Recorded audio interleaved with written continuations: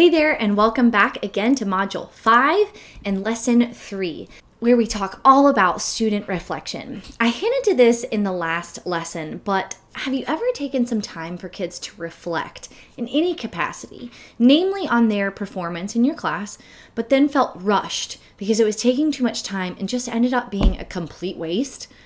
Well, that's because it really does take time. But remember, in your flipped classroom, you now have that time. So let's talk about ways to make that time really effective with student reflection. In this lesson, I'm going to show you how I did this whole student reflection thing in my classroom, and then give you some other suggestions on really optimizing this procedure in your flipped classroom. So let's go ahead and get to it. In all student reflection, this is what it's really about: metacognition. Opening opportunities for students to think about their thinking, both in the midst of their brains chugging along in a test and reflectively afterward. So as I show you my framework for student reflection, please keep this big overarching goal in mind. It's all about getting kids to think about their thinking. The first opportunity to get kids to think about their thinking is while or immediately after they are doing it, and that is in assessments. So for your topic quizzes or ones that you will take for a grade, you do not, I repeat, do not show your students the correct answers immediately after in your assessment management system. You probably use some sort of assessment management system like Schoology, Canva, or GradeCam. The ones I most predominantly used were GradeCam and Google Quizzes.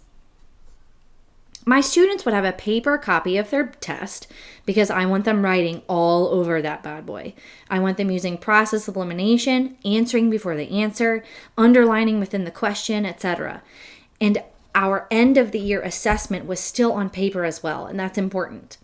But then they submitted their answers on GradeCam in the student portal on their Chromebooks.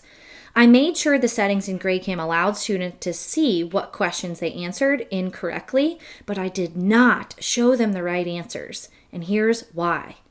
The suspense killed them. And I loved that because it means they paid a bit more attention when we finally did go over those.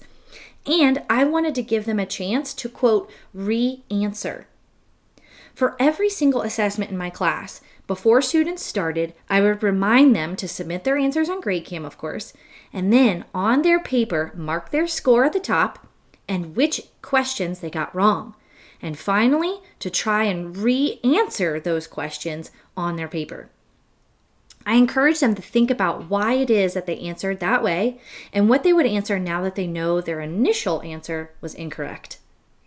Then after the topic quizzes, ones that were about 5 to 15 questions long, I would project the item analysis of GradeCam up onto the board. And we'd go over the most commonly missed questions, talking about why they answered the way they did. If I was in a tight spot with time, I would simply peek at GradeCam myself and quickly run through 1 or 2 questions and answer any questions students had. My procedure for student reflection after each of their big unit tests, which included both unit tests and any exams, the process was a bit more formalized, and that's what I would recommend for you as well. Here was my process. On remediation days, students would come in and immediately open up their student assessment reflection packet, which I assigned to them on Google Classroom and kept toward the top of the classwork stream tab.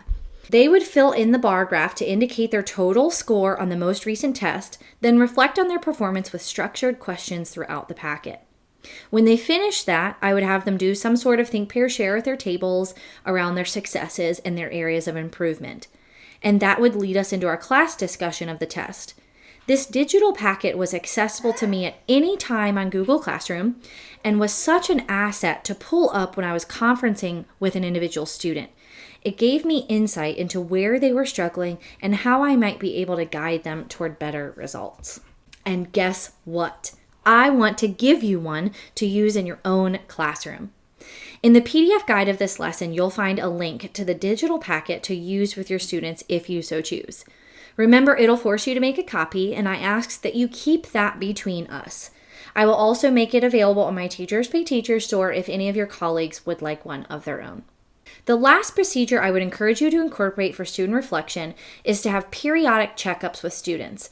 And there are 2 ways you can go about doing this. One way to get a good gauge of the entire class is to really get a pulse on how things are going is to give a survey through a Google form.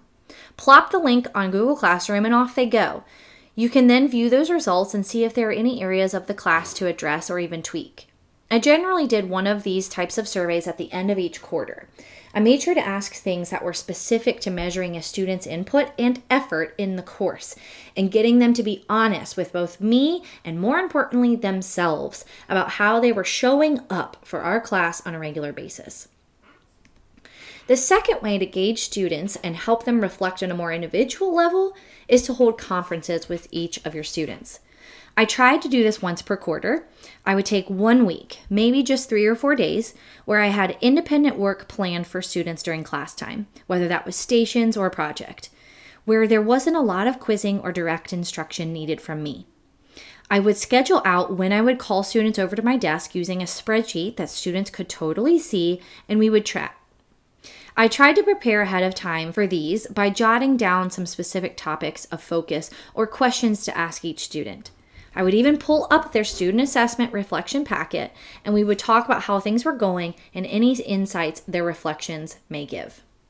And there you have it for lesson 3. In this lesson, we learned about 3 procedures to encourage and really give opportunities for student reflection.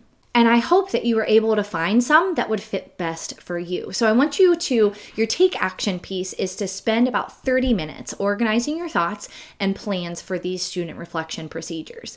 Tweak the provided packet that I gave to you in that PDF guide, or make your own student reflection resource. In the next lesson, you'll learn all about, or at least I want to introduce to you what I call the focused flipped classroom.